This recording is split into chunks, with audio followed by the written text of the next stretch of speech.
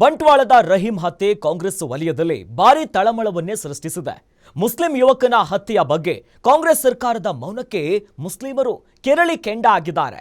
ಮುಸ್ಲಿಮರ ಕೋಪ ಸ್ವತಃ ಸಿಎಂ ಸಿದ್ದರಾಮಯ್ಯನವರನ್ನೇ ಕಂಗಾಲಾಗಿಸಿದ್ದು ಸಾಂಪ್ರದಾಯಿಕ ಮತಗಳ ರಕ್ಷಣೆಗೆ ತಡಕಾಡುತ್ತಿದ್ದಾರೆ.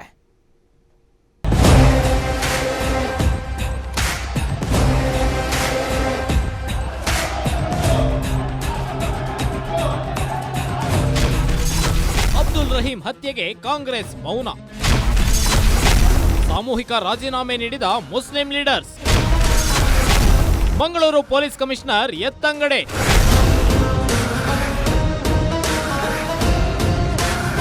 ಕೆಲ ದಿನಗಳು ತಣ್ಣಗಾಗಿದ್ದ ಕರಾವಳಿ ಬಂಟ್ವಾಳದ ರಹೀಂ ಕೊಲೆ ನಂತರ ಮತ್ತೆ ಉದ್ವಿಗ್ನಗೊಂಡಿದೆ. ಇತ್ತ ಸಂಘ ಪರಿವಾರದವರೇ ಈ ಹತ್ಯೆಗೆ ಕಾರಣ ಅಂತ ಆರೋಪಿಸಿ ಮುಸ್ಲಿಂ ನಾಯಕರು ನೆಗೆ ಕೆಂಡ ಕಾರ್ತಿದ್ದಾರೆ. ಕಾಂಗ್ರೆಸ್ ನಾಯಕರು ಮಾತ್ರ ಮೌನವಾಗಿದ್ದು, ಜಾಣ ಮೌನ ವಹಿಸಿದ ಕಾಂಗ್ರೆಸ್ ನಾಯಕರ ವಿರುದ್ಧ ಸಿಡಿದ ಮುಸ್ಲಿಂ ಲೀಡರ್ ಸಾಮೂಹಿಕ ರಾಜೀನಾಮೆ ಸಲ್ಲಿಸಿದ್ದಾರೆ.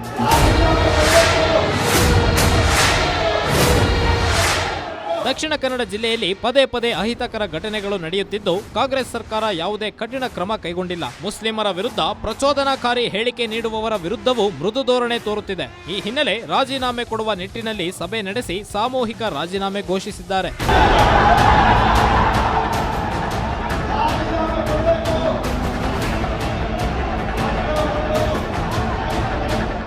ಹಿಂದೂ ಮುಖಂಡರು ಸತತವಾಗಿ ಪ್ರಚೋದನಾಕಾರಿ ಹೇಳಿಕೆಗಳನ್ನು ನೀಡುತ್ತಿದ್ದಾರೆ. ಈ ಬಗ್ಗೆ ಸಾಕಷ್ಟು ದೂರುಗಳನ್ನು ನೀಡಿದರೂ ಸರ್ಕಾರ ಮಾತ್ರ ಯಾವುದೇ ಕ್ರಮ ಕೈಗೊಂಡಿಲ್ಲ. ಜಿಲ್ಲಾ ಉಸ್ತುವಾರಿ ಸಚಿವ ದಿನೇಶ್ ಗುಂಡೂರಾವ್ ಅಬ್ದುಲ್ ರಹೀಂನ ಸಾವು ವೈಯಕ್ತಿಕ ವಿಚಾರಕ್ಕೆ ಆದ ಸಾವು ಅಂತ ಹೇಳಿಕೆ ನೀಡಿದ್ದಾರೆ. ದಿನೇಶ್ ಗುಂಡೂರಾವ್ಗೆ ಈ ಮಾಹಿತಿ ನೀಡಿದವರು ಯಾರು? ಪರಮೇಶ್ವರ್ ಗೃಹ ಸಚಿವರಾಗೋಕೆ ಯಾವುದೇ ಅರ್ಹತೆಯನ್ನು ಹೊಂದಿಲ್ಲ. ಗುಂಡೂರಾವ್ ಉಸ್ತುವಾರಿ ಸಚಿವರಾಗಿ ಸಂಪೂರ್ಣ ವೈಫಲ್ಯರಾಗಿದ್ದಾರೆ. ಕೂಡಲೇ ಉಸ್ತುವಾರಿ ಸಚಿವರನ್ನ ಬದಲಾಯಿಸಿ ಅಂತ ಕಾಂಗ್ರೆಸ್ ಅಲ್ಪಸಂಖ್ಯಾತ ಮುಖಂಡರು ಆಕ್ರೋಶ ವ್ಯಕ್ತಪಡಿಸಿದ್ದಾರೆ.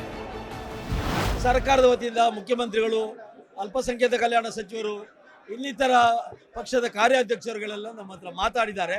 ಈಗಾಗಲೇ ಎಲ್ಲ ರಾಜೀನಾಮೆ ಪತ್ರಗಳನ್ನು ಸಂಗ್ರಹಿಸಿ 1 ವಾರದೊಳಗೆ ಕೆಪಿಸಿಸಿ ಕಚೇರಿಗೆ ನಾವು ಅದನ್ನು ತಲುಪಿಸ್ತೇವೆ. ಬೋಳಾರದ ಶಾದಿ ಮಹಲ್ನಲ್ಲಿ ಭಾರೀ ಸಂಖ್ಯೆಯಲ್ಲಿ ಸೇರಿದ್ದ ಮುಸ್ಲಿಂ ಮುಖಂಡರು, ಕಾರ್ಯಕರ್ತರು ಮತ್ತೆ ರಾಜ್ಯ ಸರ್ಕಾರದ ವಿರುದ್ಧ ಆಕ್ರೋಶ ಹೊರಹಾಕಿದ್ದಾರೆ.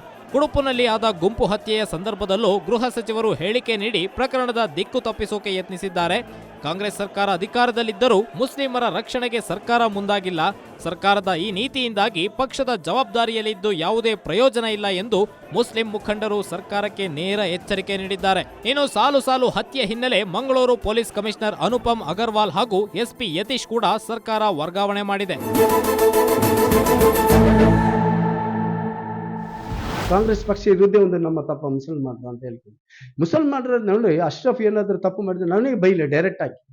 ಕಾಂಗ್ರೆಸ್ ಪಕ್ಷದಲ್ಲಿ ಯಾರು ಅವರಿಗೆ ಡೈರೆಕ್ಟ್ ಬೈ ಇದು ಹೆಚ್ಚು ಇಡೀ ಮುಸ್ಲಿಂ ಸಮುದಾಯವನ್ನು ಹೀಲಿಕೆ ಮಾಡೋದು, ಮುಸ್ಲಿಂ ಸಮುದಾಯ ವಿರೋಧ ಮಾತಾಡೋದು, ಅದನ್ನು ನಾವು ಇವರ ಮಾತು ಕೇಳಿ ನಾವು ಕಠಿಣ ಕ್ರಮ ಕೇಳಿ ಸಾಕಾಗೋಗಿದೆ. ಅದಕ್ಕೆ ಈ ನಿರ್ಧಾರವನ್ನು ನಾವು ಮಾಡಿದ್ದೇವೆ. ಯಾಕಂದರೆ ನಮ್ಮೆಲ್ಲರೂ ಕೂಡ ಕಾಂಗ್ರೆಸ್ ಪಕ್ಷದ ಉದ್ಯೋಗ ಏನೇನು ಸ್ಥಾನ ಮಾಡಿದೆ ಅದಕ್ಕೆಲ್ಲ ರಾಜೀನಾಮೆ ಕೊಟ್ಟು ದೂರ ಉಳಿಯುವಂಥದ್ದು ಸೈಲೆಂಟ್ ಆಗಿ ಕೂತ್ಕೊಳ್ತೇವೆ.